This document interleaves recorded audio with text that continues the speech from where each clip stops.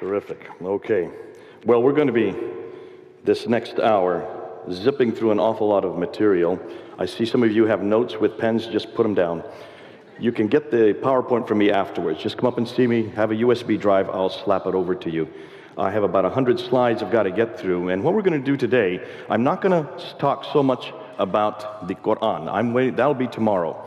We're going to look at how the Quran was put together and what we now know about the earliest manuscripts. Some of you were probably here yesterday when we did the debate on the Quran with Dr. Edip Yüksel. We pretty well destroyed the Quran yesterday. Today we're going to destroy Muhammad and how Islam began. And I say that without any apologies, because I certainly say that at Speaker's Corner. I do this in London, and the Muslims need to hear that we are now finding out an entirely different message concerning Islam from what they've been telling us for the last, not 1,400 years, but 1,300 years. Now, what do Muslims claim? Well, they claim that Muhammad is the last and greatest prophet. They claim that the Quran was his final revelation. Therefore, Islam is the final religion. It's the greatest of all, certainly the Abrahamic religions, and it's the final one of those three. Everything Muslims are dependent on are two things. They're dependent on the book and the man, the book and the man, the book and the man. The book is the Quran, the man is Muhammad. Without Muhammad, without the Quran, Islam falls. And that's why we're spending so much of our energies zeroing in on the book and the man. The same paradigm fits for us. We are also dependent on another book and another man. The book called the Bible, the man Jesus Christ. A bigger book, a bigger man. So that's why, since we start from the same paradigm, we probably understand them better than anybody else. That's why it's important that we engage in this debate. The secular world, the humanist, the atheist, they don't understand what we're talking about. They don't understand the power of one book and one man, like Muslims and Christians and Jews can. So that's why, in some ways, what we're going to introduce today and tomorrow is we should be at the forefront of this discussion. And that's why I want to introduce these two different themes these 2 days. Let's start then with Muhammad. What do we know about him? Well, according to the classical account, and this is what you have been taught, this is what's taught in all our schools, this is what's taught in our seminaries, our Bible schools, well, this is what's been taught everywhere. That Muhammad was born in 570. He started receiving his revelations in the cave, the Hira cave in 610. From 610 to 622, the next 12 years, he received what we know as the Meccan surahs, which are the latter part of the Quran, from around Surah 20 onto the 114. And then in 621, he is woken up in the middle of the night, told to get on the back of a winged horse called the Burak. He flies up to Jerusalem, and he goes up to the seven heavens, meets God, or Allah, who tells him to pray 50 times a day. Comes down 2 heavens, meets Moses, who asks him how many times, and he says 50. He says, that's way too many. See if you can get it back down. So he jumps back up to the 7th heaven, and he bounces back and forth between the 7th and the 5th heaven, bringing the number of prayers from 50 to 45 to 40, down, right on down to 5. When he gets to 5 prayers, Moses says, that's fine, go on back down. And so he does, comes to Jerusalem and flies back down to to Mecca. Now, that's in 621. That's known as the Mi'raj. The Mi'raj. And of course, the next year, 622, he then moves from Mecca up to Medina with maybe 80 to 200 followers. It depends on which tradition you're going to follow. And then from 622 to 632, that last 10 years, he receives the Medinan revelations, and that's the much larger part of the, well, it's half the Quran. Nonetheless, it has the largest surahs. And then in 630, he goes down to Mecca, defeats it without firing a shot, and he dies in 632. 2 years, next 2 years, Abu Bakr takes over. He dies peacefully. Then he is followed by Umar till 644. He is killed. Uthman takes over from 644 to 656. He is killed, and then Ali takes over from 656 to 61, and he is killed. Now, that's known as the 4 rightly guided caliphs, from 632 to 661. That's known as the Rashidun period. That's the golden period of Islam. That's what ISIS and all the other groups want to take us back to, that golden period. Actually, it starts from 624 to 661, so roughly 40 years. That's the golden period. Now, have any of you heard any other story than what I've just said? No, no hands are raised. There's no reason to hear any other story. This is the only story we have ever heard for the last, well, you'd like to say 1,400 years. It's not 1,400 years. Everything I have just talked about is right there in that red area right there. So basically from 570 to 661. But where do we get this information from? Where does any of this come from? Were they written down by people who knew Muhammad, who were actually there, who were eyewitnesses to what he said and did? No, none at all. Everything we know, everything I've just been telling you, all the stories and all this skeletal reference to Muhammad's life was first written down by a man named Ibn Ishaq. Well, that's 765. That's the late 8th century. We don't have any of his material. We're therefore dependent on another man named Ibn Hisham. Ibn Hisham was writing this down around 833. So that's 200 years after Muhammad died. We have really nothing earlier than Ibn Hisham in written form today about what Muhammad did. That's the Siratu Rasulullah. That would be the biography of the Prophet Muhammad. His sayings come quite a bit later. They are first written down and compiled in their final form by a man named Al-Bukhari. He dies in 870. You can see, therefore, this red area here. There you can see Ibn Hisham. That's 240 years after the Prophet died. When you get to the tafsir and the tahqiq, which would be the commentaries on the Quran, and the tahqiq would be the histories of mankind, when you get to that genre of material, they're first tabulated by a man named Al-Tabari, who died in 923. So everything we know that happens in this part of the world, of this time period, from the 7th century, is not written down till the 9th and 10th century. Does that bother any of you? It should bother all of you. We have to wait 200 to 300 years to hear about this man, that place, the book, and this religion. 200 years of what? Well, so-and-so got it from so-and-so, who got it from so-and-so, who got it from so-and-so. These are called isnad. Isnads are nothing more than a chain of names that are relating oral tradition. All based on oral tradition. 200 years of oral tradition. And for what reason? Let's look at Jesus. We know quite a bit about Jesus. Another historical figure. We know that the people that were there, actually we know quite a bit about his life. We have 3 biographies of his life that were written before 60 AD. Matthew, Mark, and Luke. Matthew was actually an eyewitness to what he was writing. Mark and Luke got it from the eyewitnesses. John would have been written much later, about 90 AD. But certainly within 60 years, you have 4 witnesses of Jesus' sirah, what he did, and 4 witnesses of Jesus' hadith, what he said, the red letter part of the gospel account. All written within 60 years, 2 by eyewitnesses and 2 by those who knew the eyewitnesses.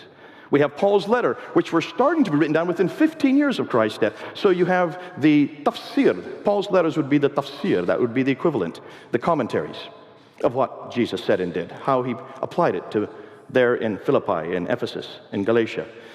The histories would be the book of Acts. The book of Acts would have been written between 52 and 62 AD. That's within 20 to 30 years of Christ's death. So you have the seerah, you have the hadith of Jesus, you have the tafsir of Jesus, and you have the tahqiq of Jesus. All 4 genres of what we know as their Islamic tradition. We have the traditions of Jesus written down within 40 to 60 years of Christ's death. Now you do a comparison, and you can see which is better. I'd rather go with 15 to 60 years of Christ's death rather than 200 to 300 years of Muhammad's death. If we were dependent on Jesus Christ, what the Muslims are dependent on, that means we know nothing about Jesus Christ until the 3rd century. And we could not prove his historicity. Can you see what Muslims are up against? And why is it we haven't asked this question before? So the 21st century historical scholars are now asking this question. This is what they're saying. Islam as we know it did not exist in the 7th century, but evolved over a period of 200 to 300 years. The Quran probably was not revealed to one man in 22 years, but likely evolved over a period of 50 to 100 years. The conclusion is that the history of Islam, at least from the time of the Caliph Abdul Malik, 685 to 705, that's his dates, and before, is a later fabrication. Now that's a big thing to say. Let's now prove it, and let's see what they're doing. And this is why they're asking this question. If so much of the history of Islam is written down so late, why did it take so long to write it down? Could these people read and write? Were they not literate? Absolutely. We know that by 642, the Arab world had moved, and these Arabs, I'm not going to call them Muslims yet, you'll see why, these Arabs had taken over Basra, Baghdad, Damascus, Jerusalem, and Cairo, the 5 great cities of the Levant. So within 10 years of Muhammad's death, they already controlled those 5 cities. By the time Abd al-Malik comes to power in 685, they had swept right across North Africa, all the way to Spain in the west, to India in the east, was all under their control. Are you telling me that no one could read and write between Spain and India? Are you saying that there were no literate people in Basra, Baghdad, Damascus, Jerusalem, or Cairo? Was there not a library that was burnt in the 5th century in Alexandria? What are you burning if you're not burning books? What is a library for if it's not books? More than that, it's very clear in Sahih Bukhari, volume 6, 510 and 509, 510, it's very clear that the Quran was written down at the time of Abu Bakr, 2 years after Muhammad's death, between 632 and 634, the first recension. What did they write down? Zayd ibn Thabit is the one credited with that. He was the secretary of Muhammad. How could you be a secretary if you can't read and write? Obviously they could read and write. So why did they not write anything down about this greatest prophet in the history of mankind, this greatest religion in the history of mankind? And what about the Quran?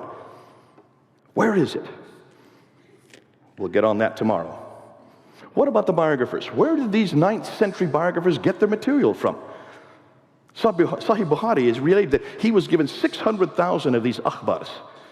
And of the 600,000, he was to whittle them down and bring them down to only those that were authentic. And so he did that, whittled them down, and brought it down to 7,397. That means he threw out 98% and only retained 2%. Why? Where did he get the other 98% from? And what happened to that 98%? Wouldn't you like to read it? I'd like to read it. I'd like to know what he'd thrown out. Well, that's exactly why the historians are asking this question. Therefore, they're saying, should we trust this material from the 9th and 10th century? And shouldn't we rather go back to the 7th century and find what actually happened? So let's see what they're finding. Now remember, let's look at a map here so you see what I'm talking about. You can see here's where Islam was up to, the brown area, up until 661. Then it moved right across over up to Andalusia, which is Spain today, and India over here, the Mughal Empire, further that came later on. But that's where they had already controlled by the end of the 7th century, the end of the 7th century by the time of Abd al-Malik, just to get that picture. Now the material that I'm going to be using comes from some of the best, finest scholars in the world today. Men like Dr. John Wansborough, head of School of Oriental African Studies. He is the one that wrote the 2 books that blew this whole question open in the 1970s, called Quranic Studies and Sector and Milieu. Dr. Jeroen Hotting, who was my professor in 1994. When I first came across it, I did my first debate on this in 1995. We're talking about 21 years ago. I did my debate on this with Dr. Jamal Badawi at Cambridge University. And I used Hotting's material along with Dr. Patricia Corona out of Denmark. In fact, she was my supervisor at that time. I was with her the night before at Cambridge University. And she gave me 10 historical challenges. Those 10 historical challenges are still up on the internet. They're on our debate site. They have yet to be answered. And that was 21 years ago. So that was in 1995 that we started asking these questions publicly. 1995, Dr. Patricia Corona was probably the most devastating woman to go to, because this woman reads and writes 15 languages, all archaic languages. How many of you can read and write 15 archaic languages? That's why she's so difficult to confront, because she reads everything in their original language. And a lot of times she does not translate it for our benefit, because she does not want Muslims to read what she's translating. She has now deceased as of last year, unfortunately. Dr. Andrew Rippon out of Calgary has probably taken this material and put it into the easiest form, the easiest book to read on it. Dr. Robert Hoyland, another one of our supervisors when he was at Oxford University, at that time he could read and write 18 languages. These people are linguists of the first order, and that's why they're so devastating to be able to confront. Dr. Yehuda Nevo out of Jerusalem, who has done the best work on the early inscriptions from the Negev Desert, of the earliest Arab inscriptions. And in the German school, Dr. Gunther Luning, who has written the best material on the Syriac writings. Dr. Gerhard Prin, Dr. von Bothmer, Dr. Oleg, who are the ones who have taken and done the best work on the earliest manuscripts. Some of their material I'll introduce tomorrow. So we have all of these people are coming out of Europe. They're not from America. These are Europeans, and they're way ahead of us in Europe on this. This is why it's so good to be in Europe, to get their material firsthand, and to be able to work with them, and to talk to them face to face, and to see where they're going with this. And it's going to learn, then there's 2 books that have come out.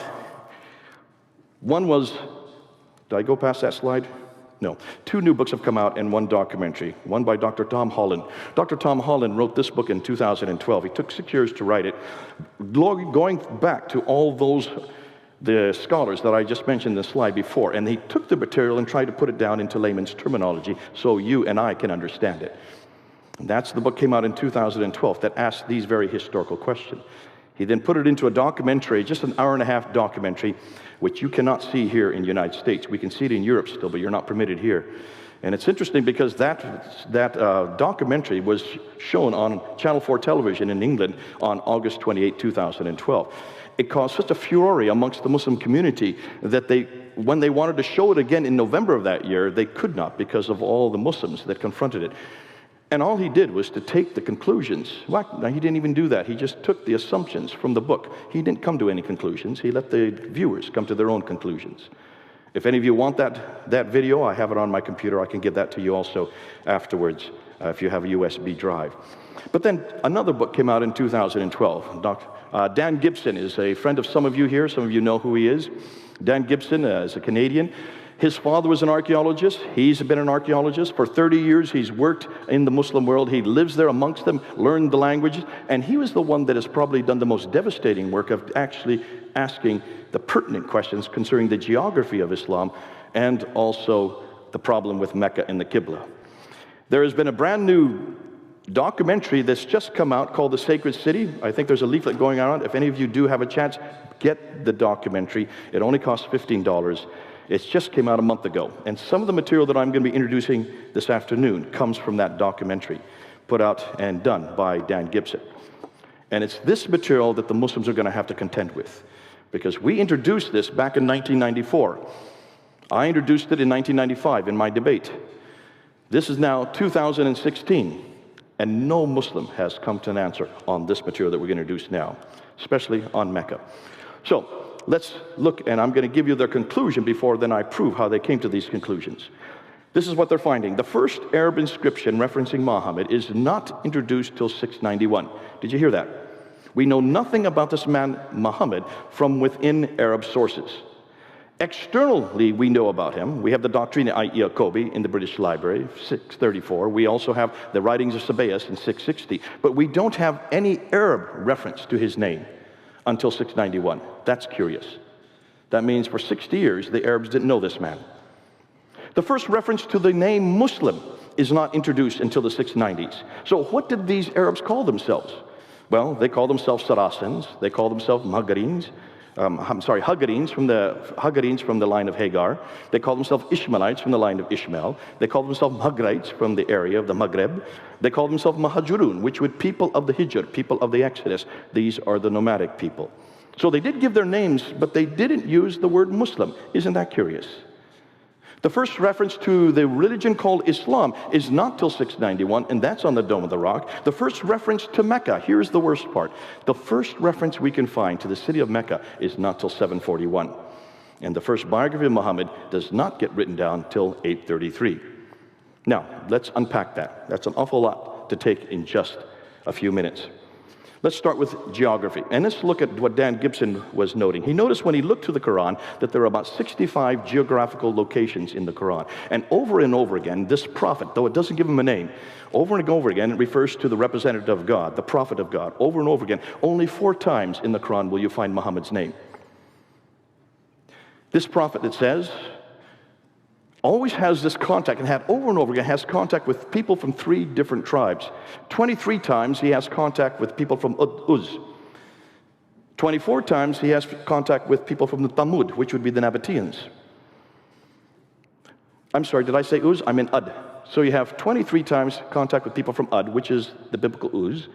24 times the people from Thamud, which would be the Nabateans. And 7 times these people from Midian, which would be the Midianites. Over and over again, yet here's the curiosity. Take a look and see where the Ad, Thamud, and Midian are. They're way up here. Here's Mecca, way down here. That's 600 miles between them. How could he have daily contact with these people who live 600 miles further north? Unless, of course, he was flying in a jet back and forth every day. You can see the problem immediately. And that's the first thing that he came across. He said, this cannot be. You cannot have this much contact with people from so far away.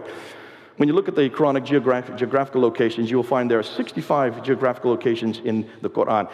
We have 110 geographical locations in the book of Luke. 9 places are named in the Quran, 31 places are named in the book of Luke. 600 miles too far north, whereas every one in the Gospel of Luke are correct. But let's unpack it a little bit more. Let's look at Mecca. And this is, I think, is where the most problematic area is. I have yet to find a Muslim that can explain this next part that I'm going to share with you. And we've been bringing it down to Speaker's Corner. We've been introducing it in many of our debates. Muslims will not touch Mecca. You'll see why. Now, what we do know about Mecca, well, we only have one reference to it in the Quran. That's in Surah 48, Ayah 24. Other than that, it's just called the place of the Prophet, or the area of the Prophet. There's no reference other than 48, verse 24. We do know, according to the traditions, that's the tafsir, in the tahqiq, in the hadith, in the sirah, that it's in a valley and that it has a parallel valley, that it has a stream going right through it, that it has a pillar of salt. This prophet, as he goes out in the day, he passes by the pillar of salt, which is referring to Lot's wife, in the morning, and then comes back past that same pillar of salt in the evening. So it must be right outside of Mecca. According to the traditions, this Mecca has fields, it has clay, it has grass, it has trees, it has olive trees. That's curious. Olive trees. And that it has mountains overlooking the Kaaba. The problem is, none of you have been to Mecca, you're not permitted, but if you've seen pictures, and anybody that has been to Mecca, you know it's not in a valley. You know that there is not a parallel valley. There are no mountains overlooking the Kaaba. The closest mountains are about 5 kilometers away. There is no clay, grass, or loam. There has never been any clay, grass, or loam. And there certainly are no olive trees in Mecca, because there are no olive trees in all of Arabia. The only olive trees that grow up in the Mediterranean world, which is 600 miles further north. There you go again, 600 miles further north. It has no stream going through it. It has no water. It only has one well called the Zamzam well, and that's one of the reasons why Patricia Corona picked up and went on from there. But let's just deal with that later. We'll come back to that. Mecca, we do know, is at the center of Islam. It is absolutely important that Mecca should exist, because what we do know is that possibly it was the first place that Adam and Eve were sent to. Remember, Adam and Eve, according to Surah 7, were up in the Garden of Eden, which is up in space. It was not on earth. And in verse 24, when they were thrown out of the Garden of Eden, they were thrown down, according to the traditions, down to Mecca, which would make it the oldest inhabitant in the history of mankind. According to Surah 21, Abraham was in Mecca. He goes into the Kaaba and destroys the idol. So certainly in 1900 BC, I had no idea Abraham was in Mecca, but according to the Quran, he was. That would mean Mecca would be at least as old as 1900 BC. We know from the traditions that Muhammad was not only a trader, but Mecca was the center of trade, north, south, east, and west. And that's why it enriched itself. That's why it got its importance. We know that Muhammad was born there. Supposedly, he then moved from there in 622.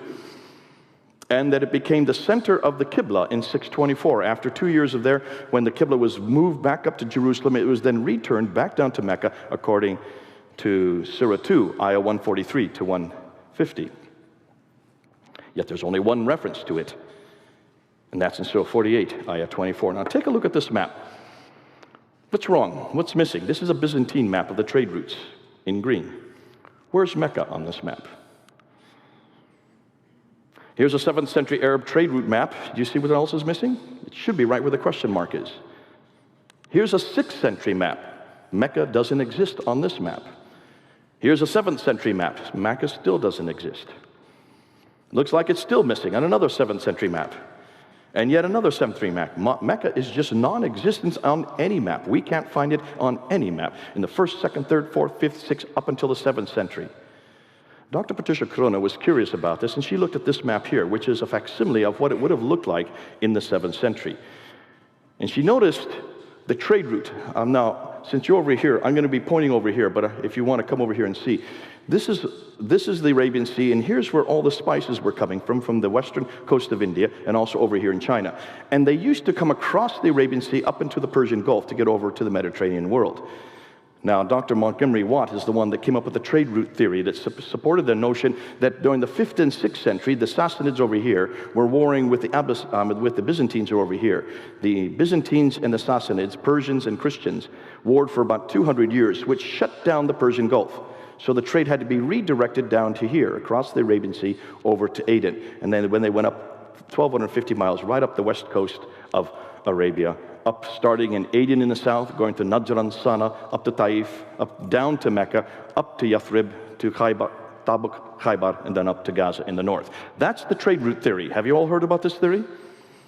It certainly helps out the Meccans enormously, because that supports the notion, therefore, that Mecca would have been on the trade route and would control the trade all the way from the south up into the north, from Aden up to Gaza. No one's really disputed that until Patricia Corona looked a little more carefully at the map. I don't know if you can tell, but if you look at the map carefully, you will notice when it comes up here to Taif, it then goes down, comes down, and has to then go back up to get to Yathrib. I'm shaking so much because it's so far away. Look at my PowerPoint when you get it, and you'll see it. It comes down from Taif, 1,000 meters down to get down to Mecca, then it has to go up 1,000 meters to get back up to Yathrib again. Why would there be any caravans?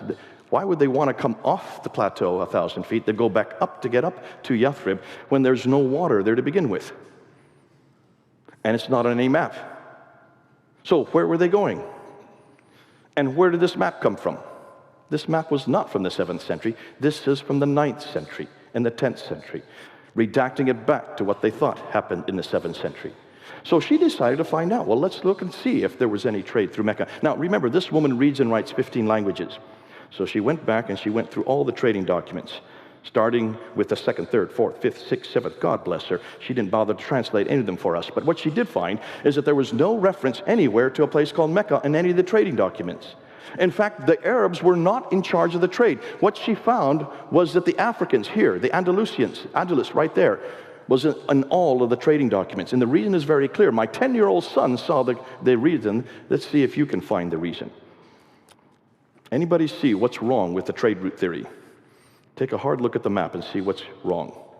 Anybody want to venture a guess? Go ahead. It's easier to go up water than across. Good man, give him an A. Exactly. Why would you start on boats over here, come across the Arabian Sea, take off all your goods here and go 1,250 miles by land when you have a waterway going right up the side, the Red Sea? Why didn't they keep them on board boats? Well, this is exactly what she found. All the trade was maritime. It's much cheaper to send goods by water than it is by land. If you take a ton of goods, she found, and send it just 50 miles by land, it's the same cost as 1,250 miles by sea. That's why even today, all of our goods, our cars, and all of our large vehicles, and anything that's sent from one country to another, it's sent by ship, because it's so much cheaper than sending anything by land. Why hadn't no one noticed this before? So she noticed it, and so she wrote a whole book about it, Meccan Trade and the Rise of Islam, published in 1987. She was given a death threat because of that book. And so she had to move from Oxford to Cambridge University. And that's when I met her, when she was at Cambridge. And then she noticed that she couldn't find any reference to Mecca. So she scoured all the trading documents. She went and she found documents from way up here in Ctesiphon, which is now Baghdad. They had come down over here to Yathrib, and they found silver outside of Yathrib, which is now today called Medina. The archaic name was Yathrib. And she looked at their documents, and they're just northeast of Mecca, but there's no reference to Mecca in any of their documents. They didn't know about this place. That's rather curious. If it's the center of the world, if it's the oldest city in history, if it's where Abraham lived, it's where Muhammad was living, it's where Islam began, no one heard about this city. The first reference she could find for Mecca was not to the Apocalypse of Pseudo-Methodius, continue on to Byzantia, Arabica, written in 741. Muhammad died in 632. Can you see the problem? The first time it's recorded on any map is not till 900 AD. That's the 10th century. We don't see anything recorded on any map of this place called Mecca. Well, take a look at modern Mecca today. There's the 4th highest building in the world that they have now built in Mecca, the largest clock tower modeled on Big Ben itself over down here, and they are now building all around it This looks down right onto the Kaaba, and all around it now, they are building what they want to do for the future. And one of those is going to be chosen as the future of Mecca. They are cementing the entire city up. Today, they're expanding, and you can see there's the clock tower. It's 45 feet across, that clock tower. It's going to be, they want to make it Meccan Mean Time. They want to take Greenwich Mean Time and change it to Meccan Mean Time, so all our clocks are going to be designated to that clock. But all around the Kaaba there are now all these cranes. You see that? They're all digging it all up. That's Muhammad's house right there. There's Khadija's house. They're cementing it all over. But here's the curious thing. Whenever you go back to an archaeological site, it doesn't matter where it is in the world, whether it's in Jerusalem or Damascus or Mecca, you always have archaeologists go with you so that they, if there's any ruins there, if there are any artifacts there, they take them, they preserve them, and put them into museums so that we can look at them, right? That is by law, done all over the world. In this case, that has been done as well. But guess what? They haven't found a thing to preserve. They've not found one thing to preserve, yet they're digging down hundreds of feet. They can't find anything there. Can you now see why they're cementing it up? No wonder they're cementing it up. I would too if I were in their place. It looks like Mecca has no history. And yet it should have the oldest history of all cities in mankind. Nothing has been found. If you don't have Mecca, the third problem is, what are you going to do with the Qibla? The Qibla is the direction of prayer. Every Muslim has to pray towards the Kaaba. And they have all kinds of machinations to help you to know where to pray. That's my hotel room. There's a little arrow that was on my hotel room in Kuala Lumpur, so I knew exactly where Mecca was. In every mosque, they have a mihrab where you can know exactly where the direction of Mecca is. And as you come down here, you can even get it on your apps, on your smartphones.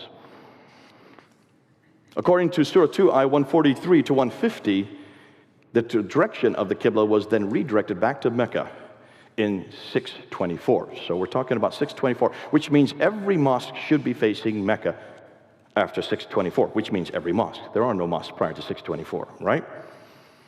Back in the last century, well, another 1905, two researchers, Dr. Creswell and Dr. Fehérváry, when they were digging around old mosques in what is today Iraq and also in Egypt, they came across the Wasit Mosque and the Kufa Mosque in Iraq and the Fustat Mosque in Egypt. And as they dug down to the original floor plans, they noticed that the Qibla for all three of these mosques were wrong.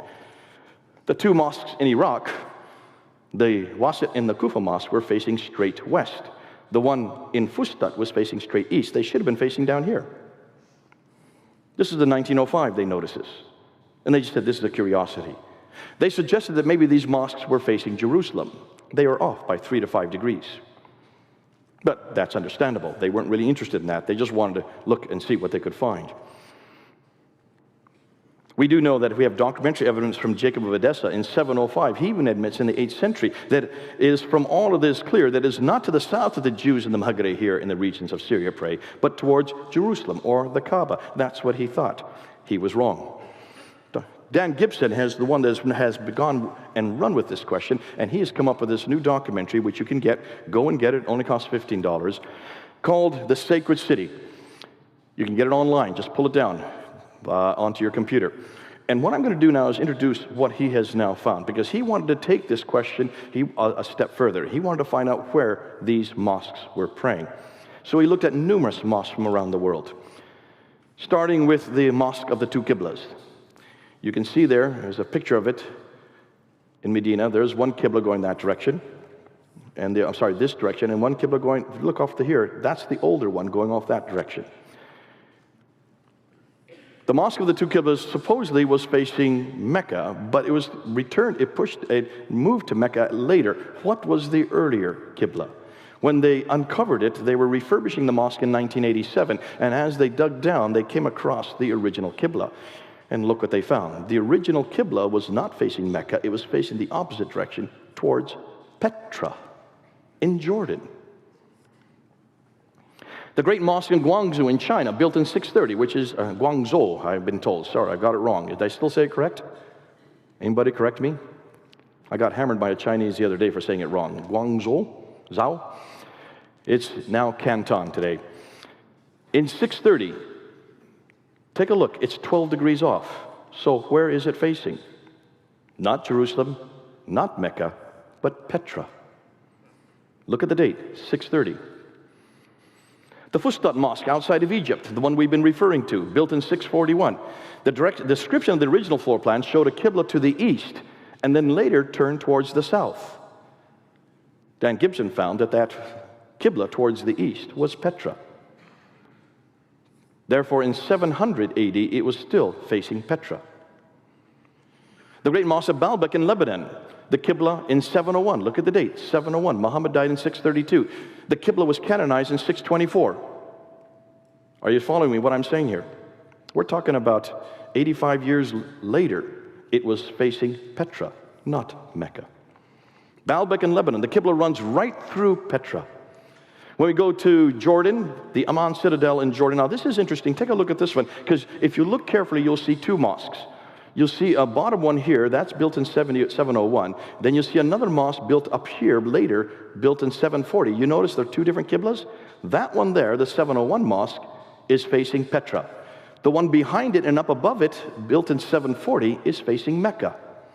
Something happens between 701 and 740. Let's go and find out. The great Mosque of Sana'a in the capital city of Yemen in 705, the Qibla, again, is facing Petra. We go to 706, the Kirbat al-Minya in Israel, built by Al-Walid, who is a son of Abdul Malik, on the shores of Galilee. Its Qibla is not towards Mecca, nor towards Jerusalem, but towards Petra. The Wasat Mosque that we talked about earlier from Iraq, built in 706. Archaeologists Krezel and Faravati thought it pointed towards Jerusalem, but it doesn't. We now know that that mosque, the Qibla, is facing Petra. They were off by 3 degrees. The Al-Aqsa Mosque, now take a look at this one. This is the Al-Aqsa Mosque that's right there in front of the Dome of the Rock. It's built in 706, built on a citadel. But when you look at the entire citadel, both of the Al-Aqsa Mosque, which is here, and the Dome of the Rock, which is up there, when you look at the two of them, you will see that the entire citadel is facing one uniform direction. So both the Dome of the Rock, which is built in 691, and the Al-Aqsa Mosque, which is built in 706, both of them are, in fact, all of the citadel is facing Petra. And it's still facing Petra today. It hasn't changed. The Damascus Mosque in 709, the Qibla is facing Petra. Now we're up in Syria. Staying in Syria, the Mosque of Umar in 720, we're almost 100 years later, and the Qibla is facing Petra. The Kirbat al-Masjar Mosque in the West Bank, we're now in Palestine. 724, we're now almost 100 years later, and the Qibla is not towards Mecca nor Jerusalem, it's facing Petra. The Anjar Mosque in Lebanon, 724. This is a good one because this one was abandoned, so therefore it's preserved well. It's still pretty much the way when it was abandoned. And when you look at the Qibla there, you will find that the Qibla is facing directly towards Petra there in Lebanon. Notice how up to 725, all of the Qiblas are facing Petra and uniformly facing Petra. Muslims have tried to come back to me and say, well, they just didn't know their direction. They were not sure of the fact because it was all desert area. I said, these are people that did not have roads. They had camels. And when you're on camels in the middle of the desert, you better follow the stars. You better know your direction, otherwise you die. These people certainly knew their direction. What's more, why is it that uniformly every one of them is facing Petra? Uniformly, they're facing Petra. There you can see a backed up view as what we're talking about. Now, interestingly, when we get to 728, the Qiblas neither face Petra nor Mecca. That's a curiosity. And then finally, we get the first mosque that we have been able to find that's facing Mecca, and it's not till 731. And it's as far away as in Banbor in Pakistan. Pakistan, Zindahad. When you go back and you look there, you will see that it is Pakistan that finally gets it right. But the Mushta Mosque is an Umayyad mosque. That's interesting, because it was built in 743. Another 20 years later, and it's back to facing in Petra again. When you get to North Africa, there seems to be a real confusion. Here's the Ribat Fortress in Susa in Tunisia, built in 771. It's not facing either Petra or Mecca. It's facing straight south. The Cordoba Mosque in Spain, it's not facing Petra or Mecca. It's facing straight south. Again, much like the one in Kirawan that you have in Tunisia. Look at the date, 817. The Qiblas were canonized in 624. We're almost 200 years later, and it's still not facing Mecca. So, his conclusion, all the Qiblas were facing towards Petra until 725. There was a confusion for the next 100 years, and then the Qibla was not finalized towards Mecca until 822. That's 200 years too late. It takes them 200 years to finally canonize the Qibla towards Mecca. So, what's the significance of Petra? Well, take a look at that trade route map that I showed you earlier. What's at the center of all the trade? Petra is at the center of all the trade. What also is significance of Petra? It was the sanctuary of the Umayyads. The Umayyads used Petra as their sanctuary. Remember, they came into power in 661, and they were in power until 749. So, roughly 80 to 90 years they were in power. Those of you who have been to Petra, you will notice it is the center, is a city of tombs and temples. It is the center of the Nabatean kingdom. The Nabateans are the one that give us Arabic. Arabic comes from the Nabatean script. The Nabateans were there in Petra was as their sanctuary, and that was their sanctuary from the 2nd century BC. They were one of the great powers in the early years. And when you look at Petra, you will notice that it's in a valley, exactly like the Quran says. It has a parallel valley, just like the traditions say. It has a stream going through it. It has fields, trees, grass. It has clay. It has loam. It has olive trees. It's near that pillar of salt. If there was a pillar of salt, it would be near Petra. Petra has all the items listed in the Quran and also the Islamic traditions. Thus, could Petra be the place they are referring to? When you take a look at where Ad, Thamud, and Midian are, they're all around Petra, not Mecca. They're 600 miles further north. Significance of what we're saying? Nothing is known of Muhammad until the late 7th century from within Arab sources. His biography, the Sirah, the sayings, the Hadith, don't appear to the 9th century. His city isn't referred to until the mid-8th century. Thus, much of what we know of Muhammad is written down hundreds of years later and hundreds of miles away. It looks like nothing more than a redaction by Abdul Malik. So, what are the conclusions by the historians? Islam and the Prophet's life as we know it was not derived from the 7th century, but evolved over a period of 200 to 300 years and then redacted back on the Prophet's life and compiled in the 9th century. Now that's what they're saying. New books and documentaries are being published and question the classical account of Islam's beginning. And the questions are these: why are there no Muslim sources for 200 years? That's the billion-dollar question. Why do the claims they make not fit the historical record? Why are the geographical references so few and confusing? Why do they all seem to be much further north, 600 miles further north? Why are there so many references to vegetation which would not have existed in Mecca? Why is Mecca not even mentioned until 741, nor included on any map until 900? Why is Mecca not on the trade route? Why are all the Qiblas facing Petra for the first 100 years? Then there's a confusion for the next 100 years, and they're not standardized to Mecca until 822, 200 years too late. Therefore, much of what we know about early Islam is now in doubt. So, what really happened?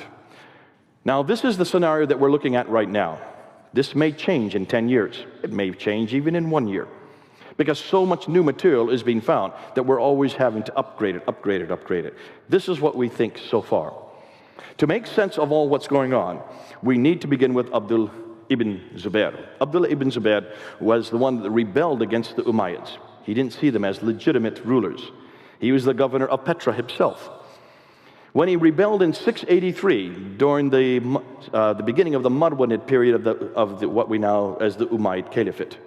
You had the Sufyanis from 661 up until 680, then Marwan I takes over power, and then 683, Zubair rebels against him. He's there in Petra, and this is the beginning of what we know as the Second Civil War. Now, what's curious and what's interesting is the Umayyads are not down in Medina, they're not down in Mecca, they're not in Jerusalem, they're not in Petra, they're way up in Damascus.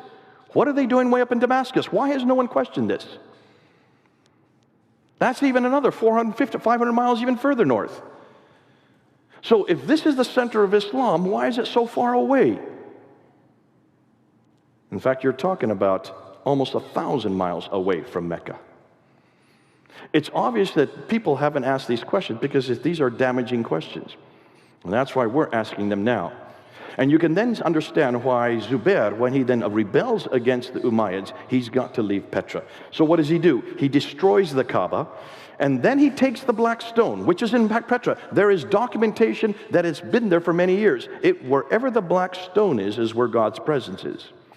He takes the black stone, leaves Petra in 683, and flees down to the south. Where did he flee to? Looks like he fled to Mecca. The Abbasids, meanwhile, who are headquartered up in Kufa and in Baghdad, further to the east, they do not like the Umayyads. They have always had a problem with the Umayyads. They then come alongside Zubair. Zubair is then killed by the Umayyads, and so therefore, you have two different groups who now have two different qiblas. One towards Mecca and the other towards Petra. Now, let's now go back to Abd al-Malik, because this is where it all comes and it gets fleshed out. Abd al-Malik is the Umayyad Caliph. He's already having problems with Zubair. He's killed Zubair, in fact. He's got to establish his ascendancy. So what does he do? In 691, he plants a huge building right in the middle of Jerusalem called the Dome of the Rock. You've seen it, those who've been to Jerusalem. It stands out. It's a beautiful building. You can see it from all over Jerusalem, with that beautiful golden dome. That's built in 691. He needs to create an identity. He needs to create his own Arab identity. Now remember, when the Arabs who then took over the Sassanid world and also the Byzantine world, which they had done by 642. They had run over Basra, Baghdad, Damascus, Jerusalem, and Cairo. They took over these 5 great cities of Levant. They were all nomadic. They were not urban people. That's why they did not live in those cities. They lived outside the cities in garrison towns. But someone had to run the cities. Well, who are they going to let run the cities? They're going to let their cousins from the Abrahamic race, the Jews and the Christians, who were well educated. They were already living in the cities. So they let them run the cities. They became what they call mawalas or mawalis.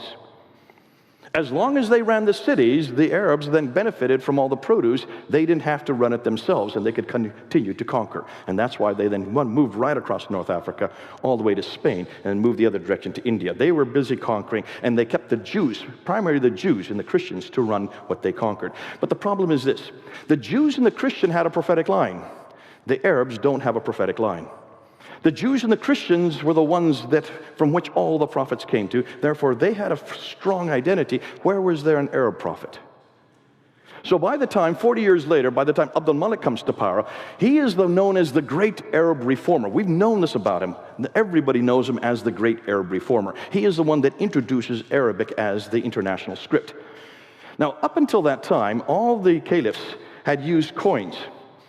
They had coins that were like the dinar that you see here. Take a look at the dinar. That's the Byzantine dinar at the top. And when you notice, you'll see the emperor with 2 retainers on either side. On the back side of the dinar is the Byzantine cross.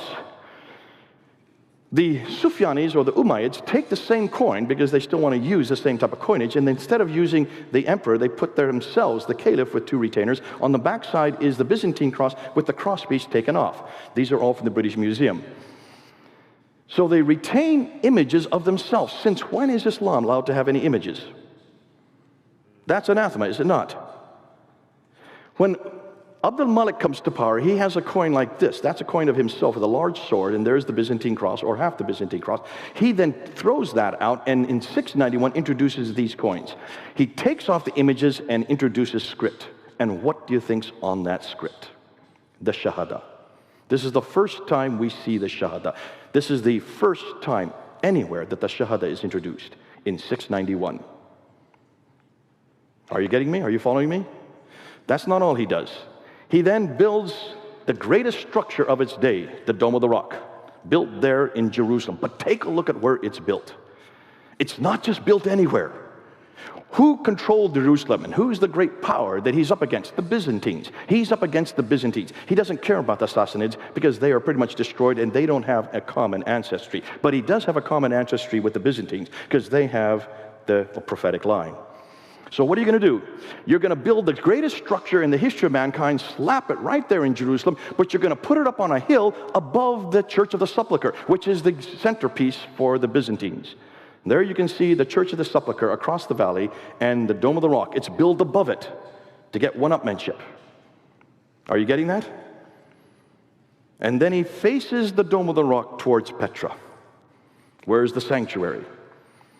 So now you've got the biggest building, the best building, but to understand what's going on, you want something that's larger and more prominent than the Byzantines, the holiest city for the Jews and the Christians. Therefore, why not build this in Damascus? Because he's building it where the Byzantines have their holy place. And he says, we have the next holy place. And this is where, of course, if we now ask any Muslim today, what happens there? They say, this is where Muhammad went in the middle of the night on the back of the wing holes called the Miraj that I introduced earlier, and that's where he went up to the seven heavens. If that's the reason why the Dome of the Rock was built, then why is there nothing written about it? Look at all the ambulatories. Go look at all the inscriptions on the inner ambulatories. That's the only original part of the buildings that exist today. The building has been destroyed and rebuilt 11 times. If you look at the original ambulatories, you will notice that there are inscriptions up there. Take a look at those inscriptions. There's nothing at all written about the Miraj. So what's written on them? Well, notice what's written on them. O people of the Scripture, do not exaggerate in your religion, nor utter not concerning Allah save the truth. The Messiah, Jesus, son of Mary, was only a messenger of Allah, and his word which he conveyed unto Mary, and a spirit from him. So believe in Allah and his messengers, and say not three. Cease. It is better for you. Allah is only one God. Far as it be removed from the transcendent majesty that he should have a son. Surah 4, Ayah 171. This is the first Quranic material we can find. The first Quranic material is introduced on the Dome of the Rock. That's Surah 4, Ayah 171. Who is it against? Jesus, the Trinity, his sonship. It's against us. Praise be to God, who hath not taken unto himself a son, that's against Jesus, and who hath no partner, that's against Jesus being the partner of God, Surah 17, Ayah 111, and then Surah 112, there is no God but God. There's the Shahada, there's the beginning of the Shahada. There is no God but God. He is one, he has no associates, that's against Jesus Christ. Say, he is God the one, God the eternal begotten, besought of all. He begetteth not, nor was begotten, that's against Jesus Christ again, and there is none comparable unto him. Muhammad is the messenger of God. That's the first time Muhammad's name is introduced. That's the first place we find Muhammad's name. And it's introduced on the Dome of the Rock. And it's introduced on the coins the same year. Are you following what's going on? So they attack Jesus, and they introduce Muhammad. He then replaces Jesus on the Dome of the Rock. Now, at the same time, we have the protocols, the caliphal protocols. This is done by Yehuda Nevo. Yehuda Nevo noticed that all the protocols from the Sufyani period of the Umayyad Caliphate, from 661 all the way up until 680, up until 685, there is no Bismillah, there is no reference in any of these protocols. These are the official documents of the caliphs themselves. When you look at these official documents, there's no reference to Muhammad, there's no reference to Mecca, there's no reference to the Quran, and there's no reference to people called Muslims, and there's no reference to a religion called Islam. Those are the 5 things that these caliphal protocols should be replete with. They don't exist on any of the protocols until 691. In 691, Dr. Neville says, overnight they are introduced into the protocols. It's done overnight, and Muhammad's name is introduced at that time. The Shahada is introduced at that time. So here you have it being introduced on a building, on coins, and on the caliphal protocols, all in 691. He replaces all the images and replaces it with Arabic script. So once he introduces Muhammad, he then needs a revelation, because every prophet has to have a revelation. That's why now, and we're going to do work on this more tomorrow, so I'm not going to unpack it much today. When you look at the earliest manuscripts, they only begin to get introduced at this period. The earliest material that we have on the palimpsest that I'll introduce tomorrow are from the time of Abdul Malik. But then they get changed by the time his son comes around in 705.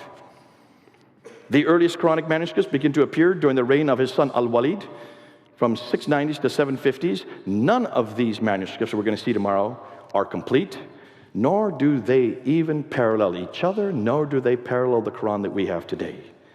They continue to be changed and corrected for 200 years. Therefore, the sanctuary in Petra is destroyed by an earthquake in 713. Once the earthquake comes and destroys Petra, that means God's presence is no longer there. So the Umayyads have no other choice but then to move the sanctuary down to Mecca. That's why then from that time on, they decide, and this is where the rivalry goes on. When are they going to actually move it up to Mecca, went down to Mecca, and that's where the rivalry begins. And that's why the Abbasids start coming to the fore. And it's the Abbasids then that start changing the Qiblas starting in 731. So here you go. Now that the Muslims have a prophet who now has a revelation, who now has a sanctuary, Mecca, they need a history. So what do? Can you now understand why the Siddha takes so long to get written? Why it only is introduced, not in 765 by 765 by by Ishaq. Interestingly, we don't have Ibn Ishaq's material. It's all been destroyed. Which stands to reason, looks like they destroyed everything that did not agree with the canonized text. And that's why finally Ibn Hisham writes it down. But Ibn Hisham makes it very clear that he threw out anything that he disagreed with at Ibn Ishaq. And he finally finalizes it in 833. So it takes him to 833 to finally write down the story of this prophet that was introduced in 691. It takes them another 40 years to then introduce his sayings. Can you then understand why he was given 600,000 and he whittles them down only to 7,397? He throws out 98%. Can you understand why he had to do that? Because that's where the censoring comes in. And that's why it makes sense now that this does not happen over a 22-year period like Muslims would like to tell us. What's happened to my PowerPoint here? So they now have a history. The Siddha is introduced in 833. The Hadith is introduced in 870. And the Tafsir, then the commentaries on how to understand the Quran, is introduced in 923, the 10th century. By the 9th century, they now have a book, the man, the place, and the story. And a new religion is formed and growing, yet not within a mere 22 years, but evolving over 200 to 300 years. How am I doing on time? I'm just concluding here. New books are being published which question the classical account of Islam's beginning. Questions we're asking is, why are the Muslim sources no Muslim sources for 200 years? Why do the claims they make not fit the historical record? Why are the geographical references so few and confusing? Why do they all seem to be much further north? Why are there so many references to vegetation which wouldn't exist in Mecca? Why is Mecca not mentioned until 741 and not included any map until 900? Why is Mecca not even on the international trade route? Why do all the Qiblas face Petra for the first 100 years, then are confused for the next 100, and aren't standardized to Mecca until 822, that's 200 years too late? Why is Abdul Malik's role what is Abdul Malik's role in all of this? Does a nascent Islam really begin with him? Since much of what we know about early Islam is in doubt, since much of the Quran is also in doubt, since nothing is known to Muhammad until the 7th century, or Mecca until the 8th century, or his story until the 9th century, hundreds of years and hundreds of miles away, can we conclude that Islam is nothing more than a later redaction, possibly, I would say, begun by Abdul Malik, but I want to change that. I would also say that there is a political competition going on between the Umayyads and the Abbasids. And that's why Petra was finally discarded and Mecca was then included. But by that time, the Quran had already been written. That's why they couldn't excise all these geographical locations. That's why they couldn't take out all these references to Ad, Thamud, and Midian. They weren't able to do that. Can you see why? They should have done that in the 7th century before they even started writing the Quran. Too late. We've caught them hanging. And that's why it's so difficult to support Mecca. Can you now understand? They have the wrong man at the wrong place doing the wrong thing at the wrong time. Now what about Jesus? We know where Jesus was born in Bethlehem. We know where Jesus grew up in Nazareth. We know where Jesus died and went in Jerusalem. We know what Jesus did for the last 3 years. We know that from the eyewitness accounts, according to Matthew and John. We know from hostile accounts, Thallus, Tacitus, Josephus. We know when they were written down between 50 to 60 years.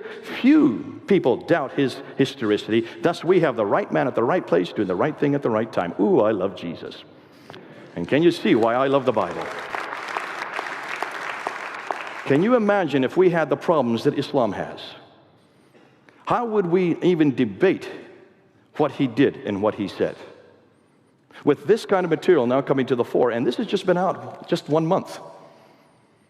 Can you see, from here on out, we're just going to be asking these same questions. And that's why I love history, because the more they scratch, the more they find. The more they find, the more we shine. The more we shine, the more they whine. Oh, how sublime.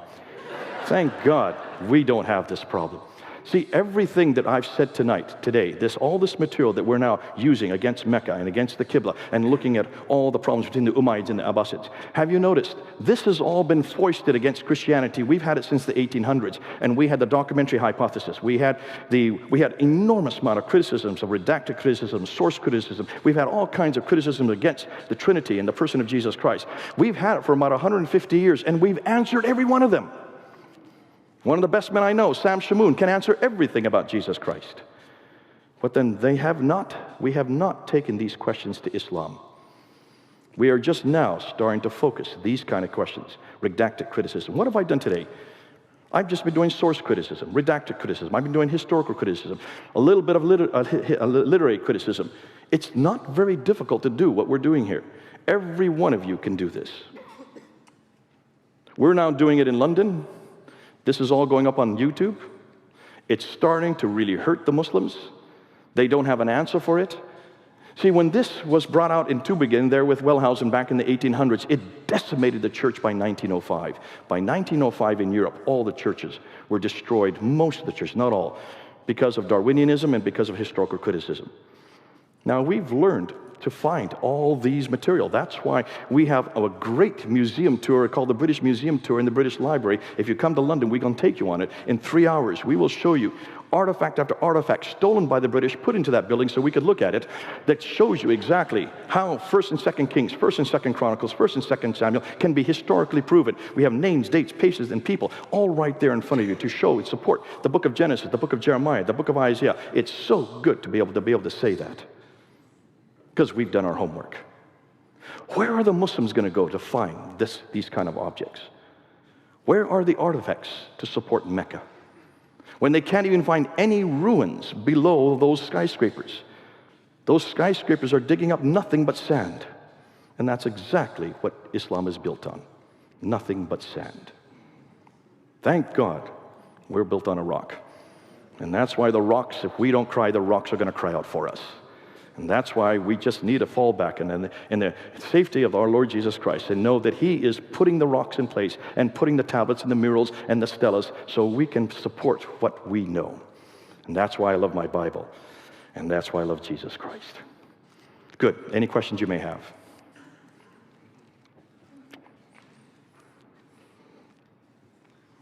Yeah.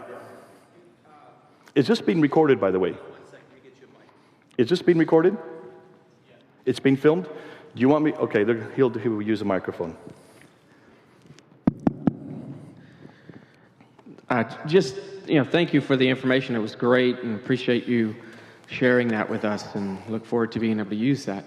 I did one question, though, was you mentioned the mosques that were built in 632 and various stages. What's the history behind those? What were they being built for? If Muhammad and the Quran hadn't come into place yet, the history behind all that, why were these mosques popping up? Okay, good question.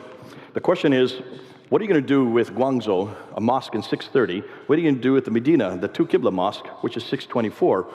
What are you going to do with these mosques so early, is what you're getting at. Remember, what was Petra before the Muslims took over it? It was the Nabatean sanctuary. So these would all be Nabatean temples that had been taken over by the Muslims, who then made them into their own mosques. A mosque means a place where you bow down. That's what a mosque is. It's a masjid. It's a place to bow down. And therefore, it was created by these early ones. The ones before the Muslims took them over would have been temples to the Nabatean gods. And what's interesting, take a look at the Nabatean gods. Who is the primary Nabatean god? His name is Allah. That's a Nabatean god. Isn't that interesting? Allah has a wife, Alat, which is the feminine form of Allah. The other name for Alat is Aluza. Have you heard that name? Alat, Aluza, and Al-Manat. Take a look at the Quran, Surah 53, Ayah 19 and 20. These are the satanic verses.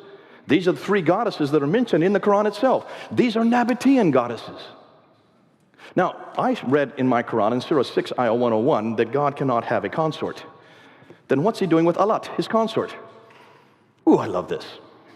Makes my job a lot easier. Which means this Allah, this supposed Nabatean God from which all these people are praying to, is a borrowed God, but they've got the wrong God. They should have never used Allah. Because Allah is not only a pagan God, He is a polytheistic God. He has a wife named Allat and Al-Uzza, which proves to me He cannot be the God we're looking for. Therefore, what and who is Muhammad? And what you've noticed today, we're not only confronting the God of Islam, Allah, we're also confronting the man of the Islam, Muhammad.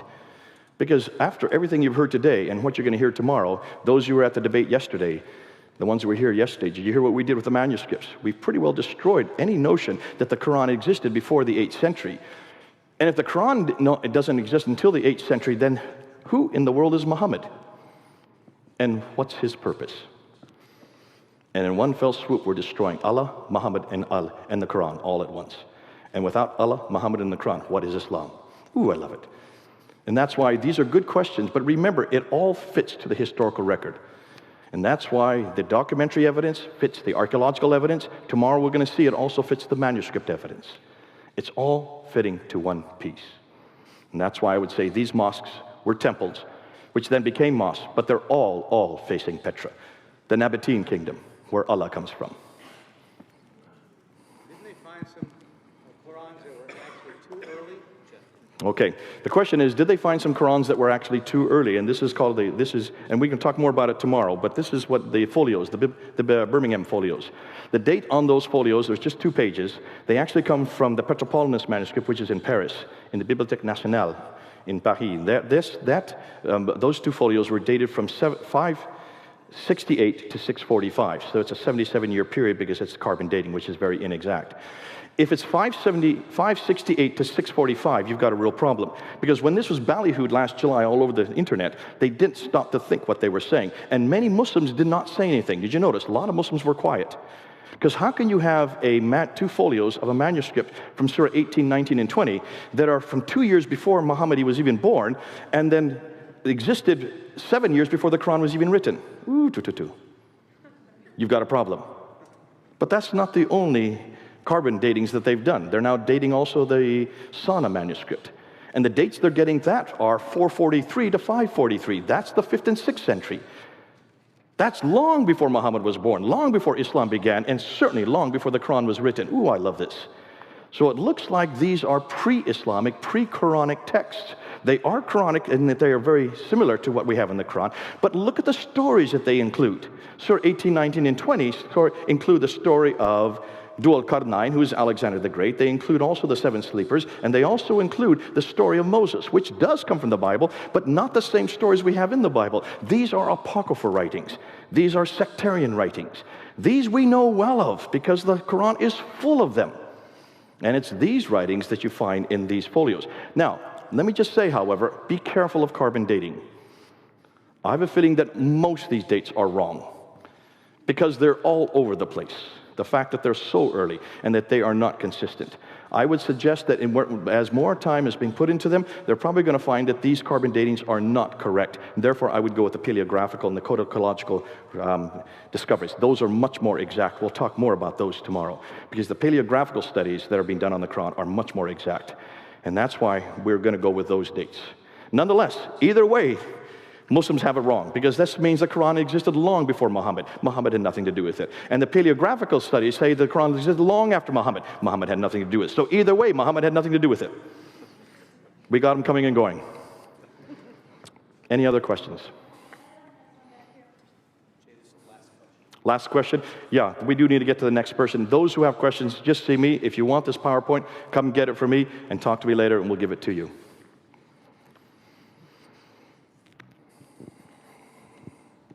Jay, there are many people that question, such as Tori, about why the name Islam was chosen. And in Arab poetry, as well as the earliest copies of translations of the gospel, the word Islam and the verb are used to mean to betray, to deliver over, to hand over. And the verb form itself is used repeatedly for what Judas Iscariot did to Jesus. And the stuff that you presented about the Dome on the Rock fits in very well with this idea that the word Islam means betrayal as opposed to submission. Good man. Wow, I've not heard that before. Who are you? Yes, Adam, that's a very good, did you all catch that? So it is betrayal, the root, every Arabic word has three-letter root, the consonantal root. And so you're saying that is betrayal. It's not submission or subservience. It is betrayal, which is what we seem to be finding with the Dome of the Rock. We'll go with that. We'll see how much we can come with it, and we'll ask certainly the other scholars and see if that works. Thanks a lot, Adam, for that. God bless you, people. If you want to see me more, come and see me, and we'll give you the PowerPoint so you can have it.